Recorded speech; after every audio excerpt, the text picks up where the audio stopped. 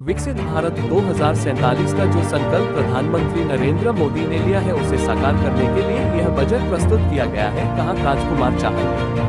Gwalior Bharatiya Janata party किसान मोर्चा के राष्ट्रीय अध्यक्ष एवं सांसद राजकुमार चाहर ने कहा है कि पिछले दिनों वित्त मंत्री निर्मला सीतारमण द्वारा 53,47,315 करोड़ रुपए का बजट प्रस्तुत किया गया। आत्मनिर्भरता हेतु सरसों, मूंगफली, तिल, सोयाबीन, सूरजमुखी आदि के राज्यों को अधिक सहायता देने की योजना सरकार के द्वारा बनाई गई है। प्रधानमंत्री वृक्ष आधारित उत्पादन को बढ़ावा देने का काम साकार करने किया है, जिसमें नारियल, चंदन, कोको, काजू, जो मैंने आपको भी बताया कि 1 करोड़ किसानों को लगभग लाभ देने की योजना ये सरकार ने पूर्ण से की है। 7 करोड़ का बजट से प्रत्येक जिले में कन्या छात्रावास, सरकार की एवं प्रधानमंत्री दिव्यांगता केंद्र, जो हमारे दिव्यांगजन है उनके लिए प्रधानमंत्री दिव्यांगता केंद्र की योजना भी सरकार ने जो पहले थी उसको और तेज गति से वो आगे बढ़े, उसको व्यापक हमारे दिव्यांगों को उसका सहयोग मिल सके, इसके लिए भी व्यवस्था करने का काम किया। इन सबको चरितार्थ करने वाला बजट है। उन्होंने कहा कि जैसा कि सभी जानते हैं कि वैश्विक स्थिति इस प्रकार की है, विश्व की अर्थव्यवस्था को लेकर अनेक प्रकार की चुनौतियां हैं। उन चुनौतियों को लेकर एक जन कल्याणकारी बजट पेश किया गया है, दूरगामी परिणाम देने वाला बजट, भारत के भविष्य को बदलने वाला बजट। ऐसी करके योजना सरकार ने दी है। सरकार ने 1 करोड़ किसानों को लाभ देने की योजना सरकार ने बनाई है।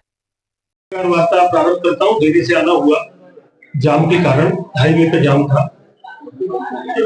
अभी पिछले दिनों देश के यशस्वी प्रधानमंत्री आदरणीय श्री नरेंद्र मोदी जी के नेतृत्व और मार्गदर्शन में देश की वित्त मंत्री बहन श्रीमती निर्मला सीतारमण जी द्वारा बजट प्रस्तुत किया गया पार्लियामेंट के अंदर, जो कि 53,47,315 करोड़ के व्यय का एक बजट आया है।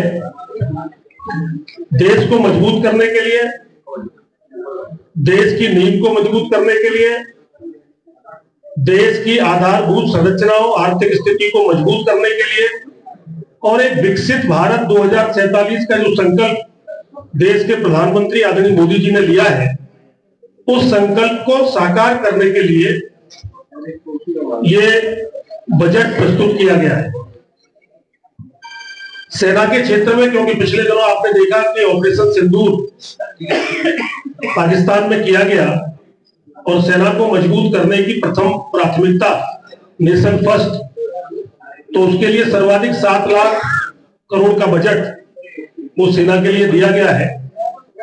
और उसके बाद शिक्षा, स्वास्थ्य, ग्रामीण विकास, एजुकेशन से लेकर सभी सेक्टरों में भारत को अलग अलग क्षेत्रों में, हाईवे से लेकर रेलवे को मजबूत करने के लिए अलग अलग सेक्टर में एक प्रभावी बजट देने का काम आदरणीय मोदी जी ने किया है।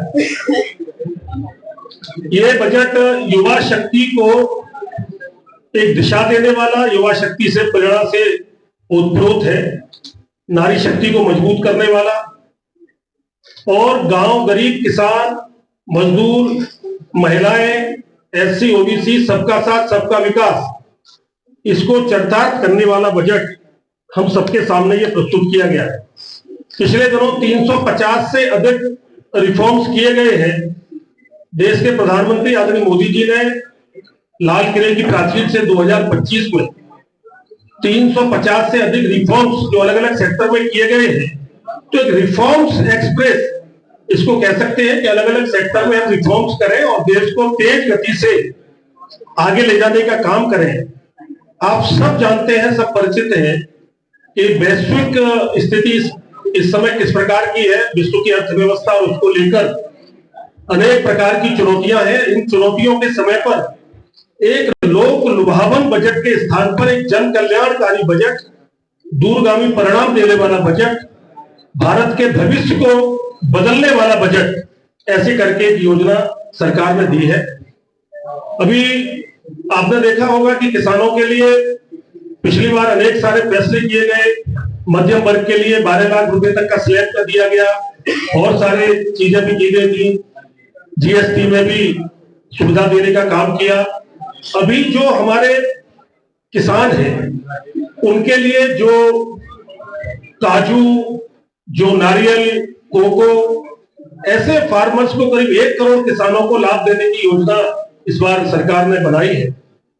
उसी के साथ में जो हर्बल खेती होती है। हर्बल खेती को बढ़ावा देने के लिए, आयुर्वेदिक खेती को बढ़ावा देने के लिए, जो बीमारियों में काम आती है उन खेतियों को बढ़ावा देने के लिए भी सरकार ने एक व्यापक योजना की है। गंभीर बीमारियां, कैंसर आदि से रिलेटेड जो गंभीर बीमारियां हैं उनकी दवाएं सस्ती करने का भी काम सरकार ने इस बजट के माध्यम से किया गया। 2 टियर एंड 3 टियर और जो तीर्थ नगरी है उनके लिए एक अलग से बजट की व्यवस्था की है, जिससे नगरों का विकास, पहले स्मार्ट सिटी देने का काम किया गया था, उसी प्रकार से नगरों का भी और अलग विकास, टियर 2, टियर 3 एंड तीर्थ नगरी, तो इसके लिए भी व्यवस्था करने का काम किया गया है। खेलो इंडिया के अंतर्गत खेलों को बढ़ावा देने के लिए, खिलाड़ियों से, अन्य खेलों से रिलेटेड सामान भारत में बने, सस्ता सामान हमारे खिलाड़ियों को मुहैया हो सके, इसके लिए भी व्यवस्था बजट में करने का काम किया गया।